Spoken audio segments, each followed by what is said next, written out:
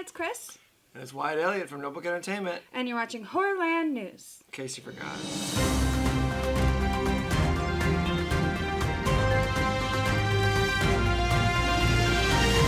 Alright, so it's been a while. We got super busy with our main channel. Head over to Notebook Movies and check out all of our Halloween-themed FML episodes. Mm-hmm. They're just short little comedy skits. 2 to 3 minutes long. And you'll see Kris in a lot of them. A lot of them this year, yeah. Because Halloween. She loves Halloween. It's my favorite.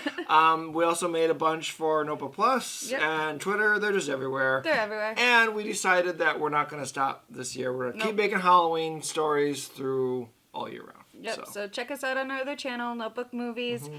And that's where Have we'll be. Have a laugh on us. Yep.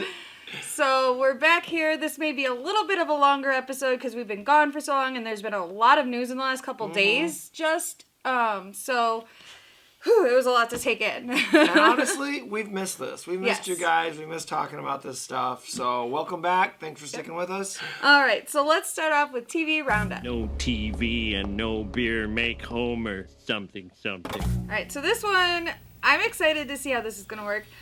Crystal Lake is coming to Peacock sometime in 2023. We don't have an exact release date yet. It's a Friday the 13th prequel series, and it's by showrunner Bryan Fuller, who created shows like Hannibal and Dead to Me. So here's from Bryan Fuller. He did an interview with Fangoria. So this is his quote. A24 and Mark Toberoff, who is Victor Miller's lawyer, have beautifully and excruciatingly assembled all of the Friday the 13th rights. As a streaming series, we have the rights to do anything underneath the Friday the 13th umbrella. The movie rights are a completely different thing. They are tied up at New Line and are super, super messy and probably won't be untangled anytime soon. But as far as us chickens in the television industry roost, we have access to anything and everything that Friday the 13th has done up until this point. And Victor Miller is an executive producer on the series. Okay. Well, that was a little more than I... Right, because there was like a prequel series. I was like, so we're only dealing with Pamela? Yeah, because the article I read just stated that they only had the rights to the screenplay. Oh, you know me. I got to get into shit. So you dived into it. So I got to dive into shit. So maybe Jason can make an appearance. Yep. Then. That's because that was the question I think they asked him was, will Jason be able to appear? And that was his answer. We're able to do anything. So he can appear, what's his name from the one that wasn't really him? Oh, part 5? Yeah, the ambulance driver guy? Yeah, fuck that guy. God. It could be anybody. Although that would be cool. Anybody. You know what? Bring them all back. Bring Corey Feldman back. I never watched Hannibal, but I know a lot of people loved it. Like it a lot, and still like it. And there was campaigns to bring it back, keep it going, all that stuff.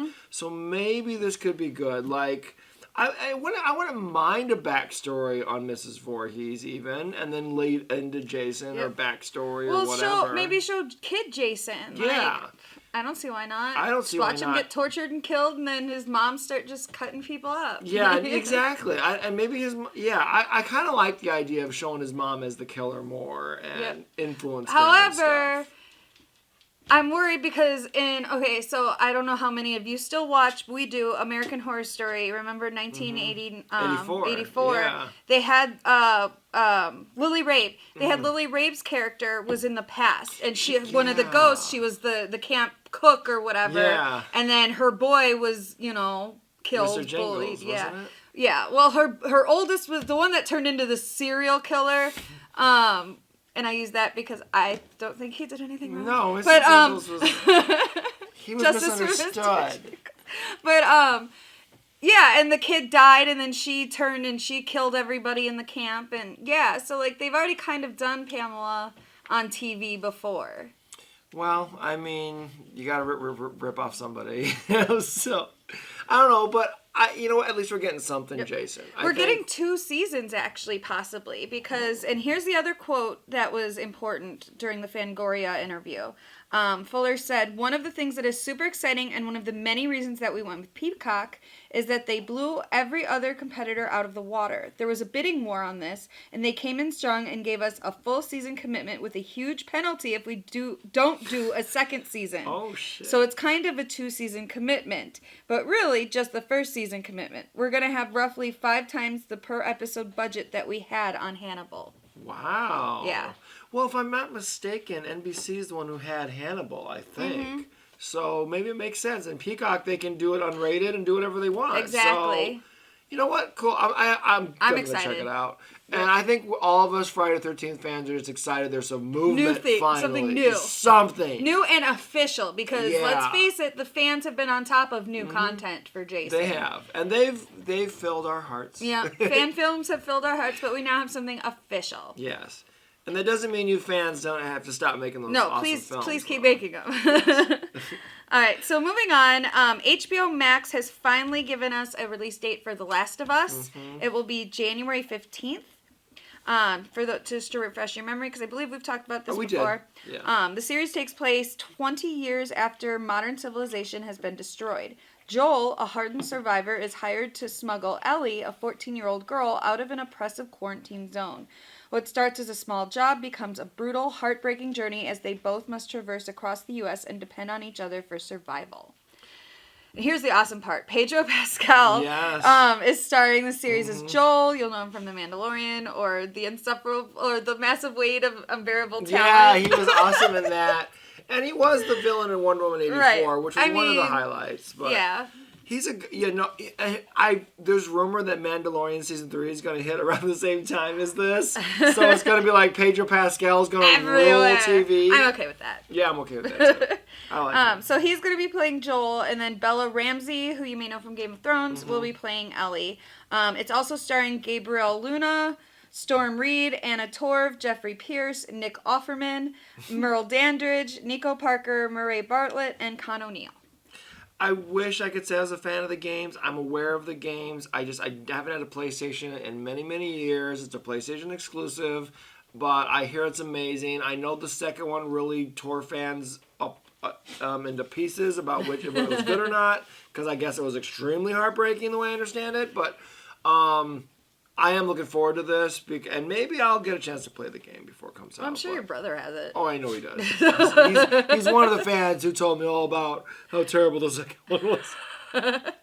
We'll see. We'll see. Yeah. So then, real quick celebration. Sandman on Netflix is getting a season 2. I'm very excited about this. It ruled for what? A month straight on Netflix? Sandman. Yeah. This is a comic version of death. But still. I'm very excited. Very excited. Neil Gaiman has had success on Netflix. That's where Lucifer found a new home and was able to be saved from cancellation. Do you ever wonder if Fox just kicks themselves for canceling that show? Know. It's because network TV doesn't give anything a chance. I mean, I know streaming doesn't really either, especially Netflix, but it's weird. It just blew up after Fox canceled it. It's huge. I think it's also one of those shows that needed to be binged. Because I remember my parents watch it when it was on Fox or ABC or whichever it was on. I don't even remember.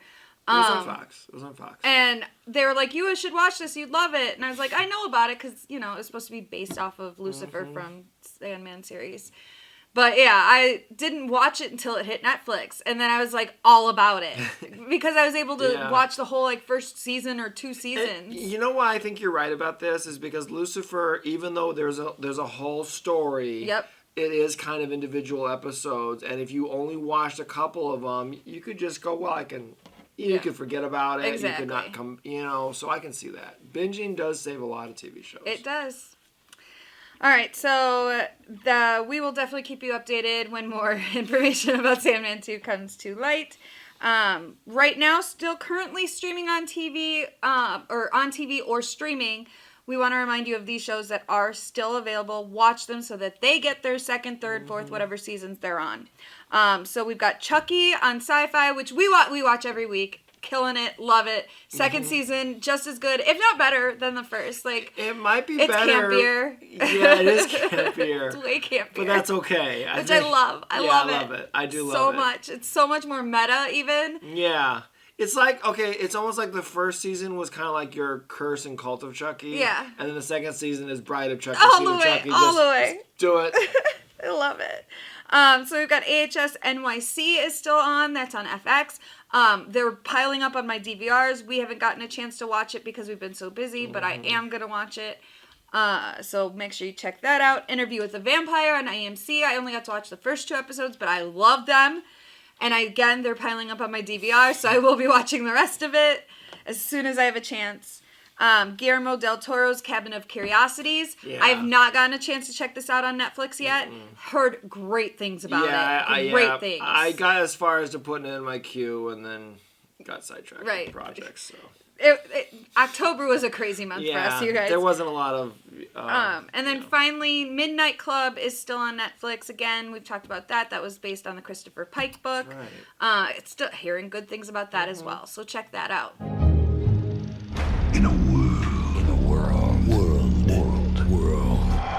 We have werewolf movie, The Forest Hills. It's directed by Scott Goldberg, and it's starring Chico Mendes, Edward Furlong, horror icon Dee Wallace, and Shelley Duvall in her first role in 2 decades.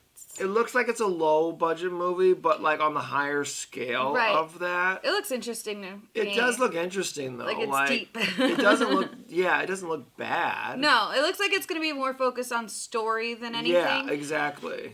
Here's what the story is. Forest Hills follows Rico, a man who is tormented by nightmarish visions after enduring head trauma while hiking in the Catskills. Edward Furlong plays the role of Billy, a man who influences Rico to believe that he can become a werewolf. Now, the most interesting thing here to me is that they are doing practical effects.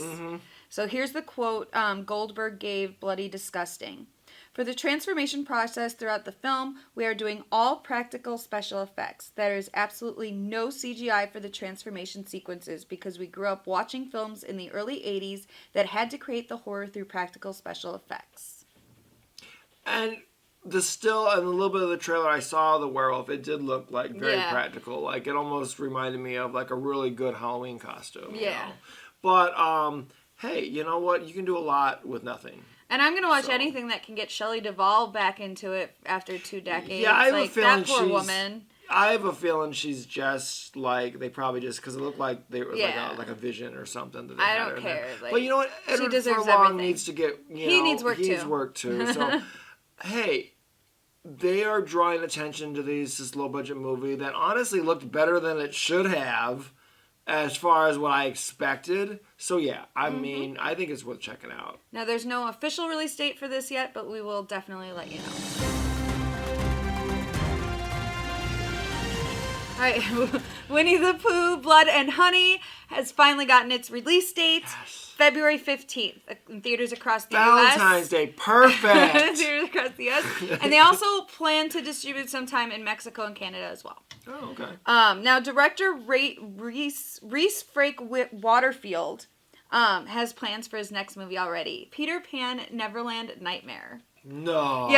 Yep. It's called Public Domain. Oh, I want to see this. This is I love Peter Pan. This is ripe for a horror. Right. I think the live action they did not a couple years, the live action before the last live action or whatever. The British one. Yeah, that was a little bit horror. I really like that one a lot. I really like that one. Yeah, interesting. I don't know, I think it could be interesting. Let's see Winnie the Pooh first. Right, we'll see what he did with Winnie the Pooh, and then we'll get excited for Peter Pan. So this is going to go in theaters, yes, they say? February 15th. All right. I'm there. All right.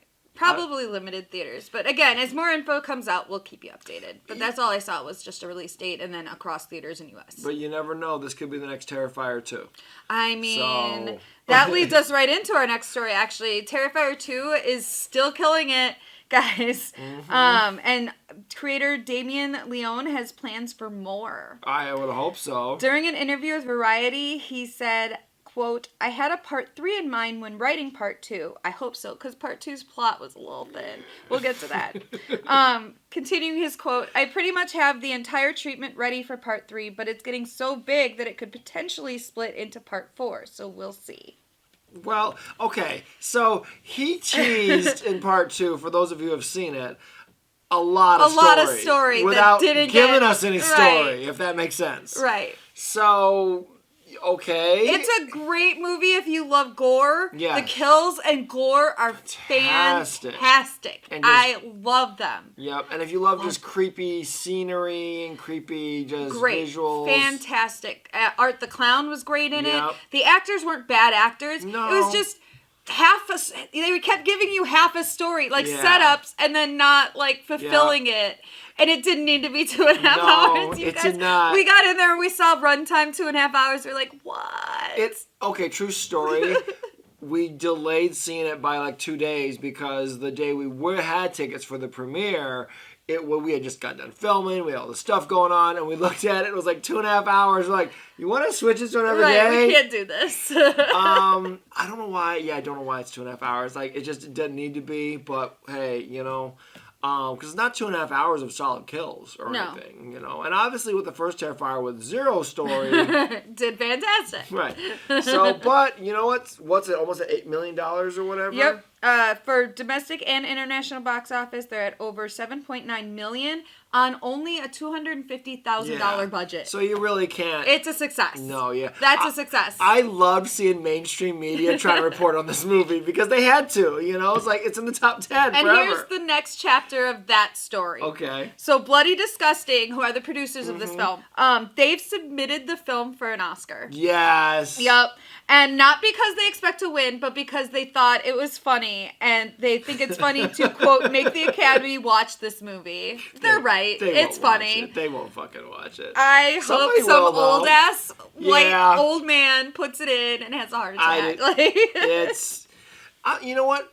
One of my favorite gags in the new one was it's in the opening, and it takes over the last one left off, and he's going to go wash his clothes. That scene was amazing. And that was hysterical. Yeah, the new clown is awesome too. The girl clown. Yeah, she was really cool. Like, they didn't need to do that, but it was so out of place and funny. It's so funny. It was I felt like we weren't in the right theater though, because like we were cracking up, and not so many other people were. And no, we were having a great time. I had a great time watching the movie. I cannot wait for more. I just wish the plot, because we got out of there, we're like, wait a minute, why did this? They set this up and then this?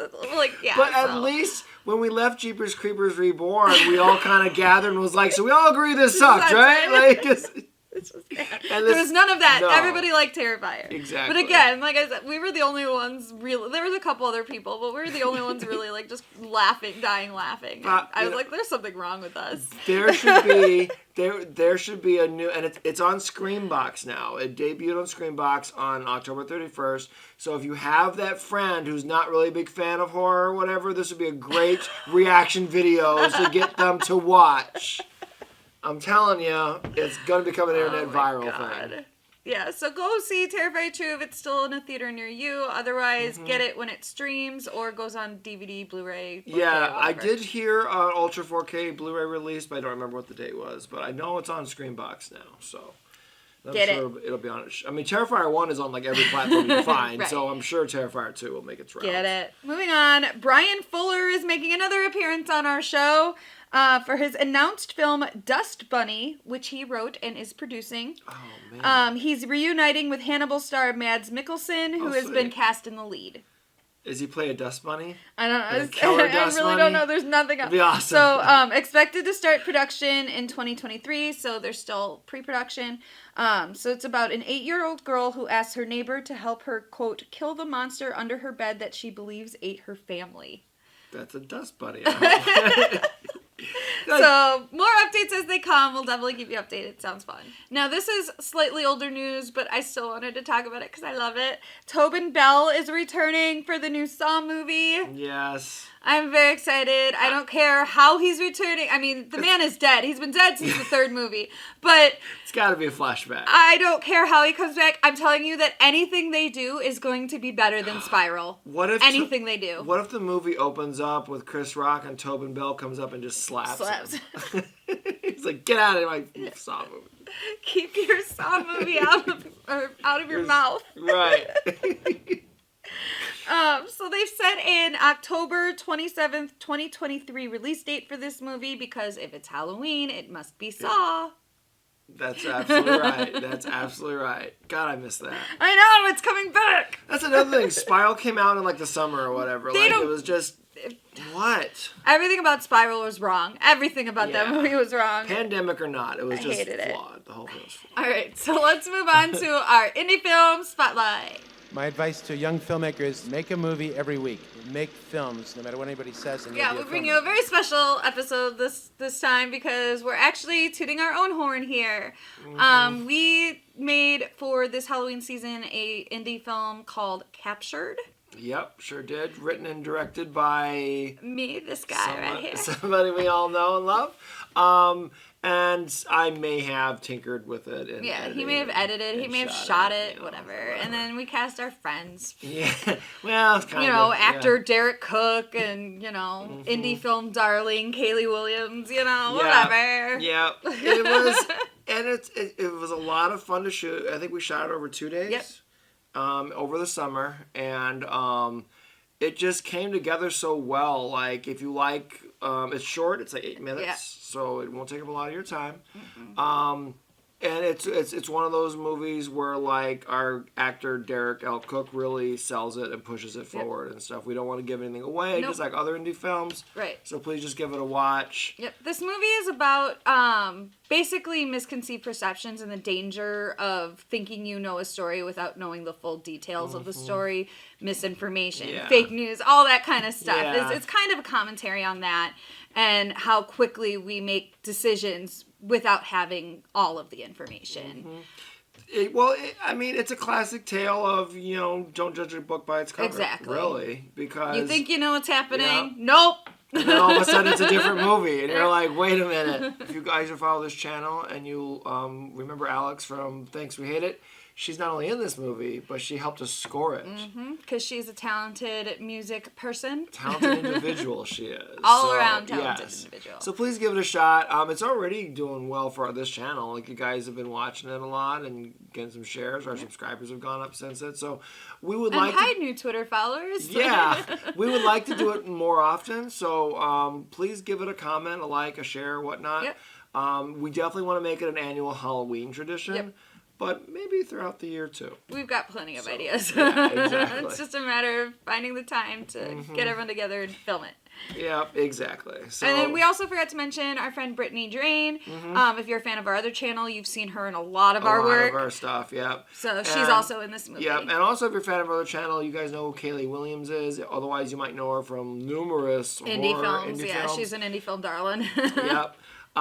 She was nice enough to give us a cameo at the end of it. So hopefully we'll be seeing more from her too.